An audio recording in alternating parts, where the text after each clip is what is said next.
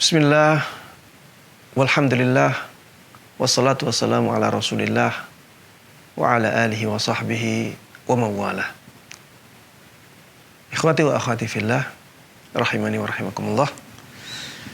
Pada kesempatan kali ini kita akan membaca pertanyaan dari penanya saudari kita Munifatul Fauziyah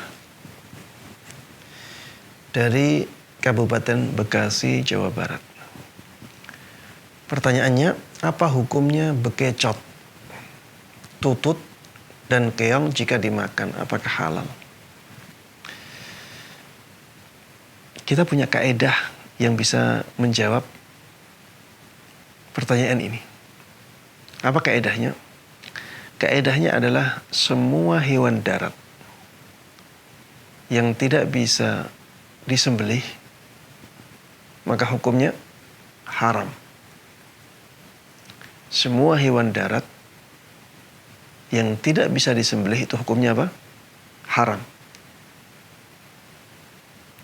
Kecuali yang dikecualikan oleh nas, ya seperti belalang. Belalang ada dalil khususnya. Rasulullah SAW menghalalkan bangkainya belalang. Kalau bangkainya halal, ya berarti dia boleh dimakan tanpa disembelih.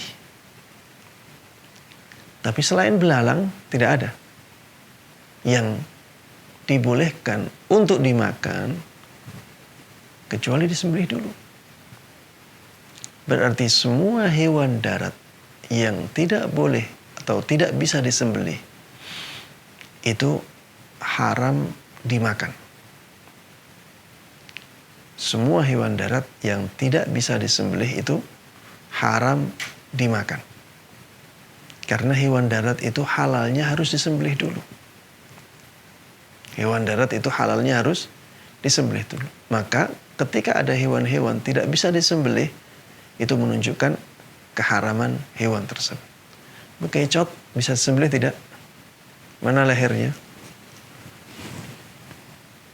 Kalau tidak bisa disembelih, maka kita katakan itu haram dimakan. Karena nanti kalau dimakan berarti jadinya bangkai. Dia nggak disembelih.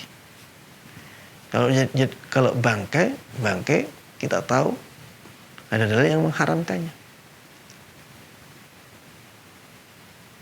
Adapun keong atau disebut tutut ya, tutut dan keong.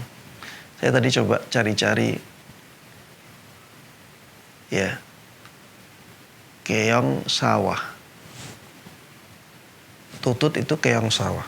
Dan keong mungkin keong air taib. Keong atau tutut ini kita lihat apakah dia hewan darat ataukah dia hewan air. Lebih dominan mana? Kalau dia lebih dominan hewan air, ya, maka dia boleh kita makan. Karena hewan air itu semuanya dihalalkan oleh Nabi kita Muhammad sallallahu alaihi wasallam. Huwa tahuru ma'uhu al-hillu maitatuhu. Semua bangkai hewan air itu boleh dimakan. Sehingga hewan air tidak harus disembelih. Tapi yang menjadi pertanyaan, keong ini, dia hewan air atau hewan darat? Kalau ada orang mengatakan, Ustadz itu hewan amfibi. Bisa hidup di air, bisa hidup di darat. Maka kita katakan, keadaan dia amfibi itu tidak bisa menjadikan dia haram. Keadaan dia amfibi itu tidak bisa menjadikan dia haram. Tapi yang menjadikan dia haram itu bisa disembelih atau tidak. Dan dia hewan darat atau hewan air. Ya. Kalau dia hewan darat tidak bisa disembelih, maka jelas ini haram karena jadinya bangkai hewan darat. Dan bangkai hewan darat itu tidak ada yang dihalalkan kecuali apa? Belalang. Makanya kalau keong ini sudah menjadi, kita katakan hewan air, dia lebih dominan hidup di air, maka kita katakan dia halal.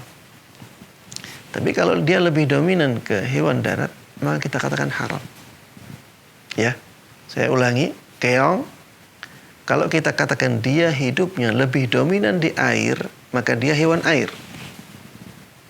Walaupun dia bisa, kalau kita ambil, bisa bertahan di darat. Tapi dia lebih dominan di air. Maka kita katakan dia hewan air dan bangkainya halal untuk kita makan.